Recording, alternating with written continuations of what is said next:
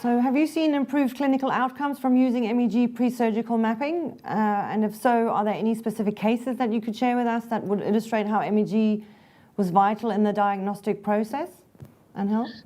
Yes, so we have had several patients in which the MEG has changed the surgical plan. A couple of examples that come to mind. One was a child who presented to the emergency room after a seizure and was found to have a left temporal brain tumor. In this case, it was very important to be able to map where the seizures could be coming from and its relationship to the eloquent areas in the brain in the dominant temporal lobe. We were able to localize where the epileptiform discharges were located, which were right posterior to the brain tumor and superior to it. We're able to find the brain tumor had some auditory cortex. So this information was invaluable to the neurosurgeons when removing the brain tumor.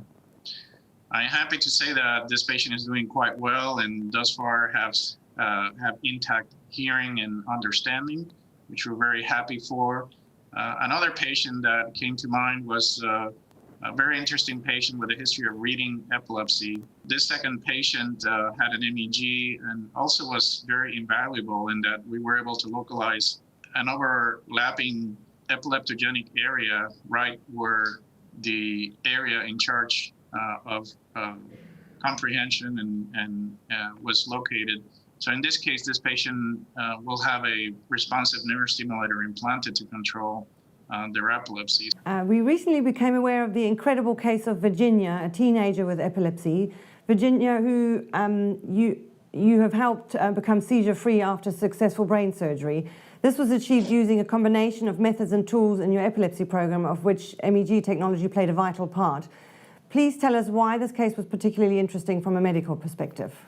So Virginia, yes, came to us and she was having seizures for a while. The MEG was very helpful in her case. So when we did a MEG scan on her, she had you will look at the picture and you will see that she has a large cluster of a MEG dipoles in the right frontal lobe. And interestingly, we had looked at her MRI very carefully and we didn't see anything of significance in it. It looked normal. But when we got those dipoles, we went back and reviewed the MRI again.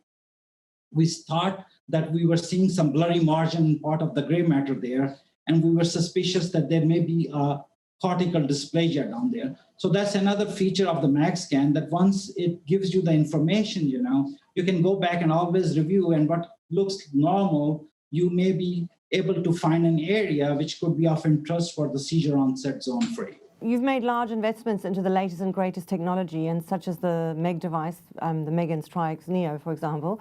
And who benefits from the MEG in terms of clinical usage, and what is it used for at Le Bonheur? So when we look at new technology, our first priority is this going to help our patient? In this case, is it going to help the child? Is it going to help the family? And if we really think that that's the case and it's something that's critical to us helping the patient, that's our first priority. And then the second one is backing up and say, okay, how do we make this happen? And obviously many of the same things that benefit our patients make life much better for us as physicians too. But at the end of the day, we're driven by, how do we get better results? How do we do this in a better way for our patients?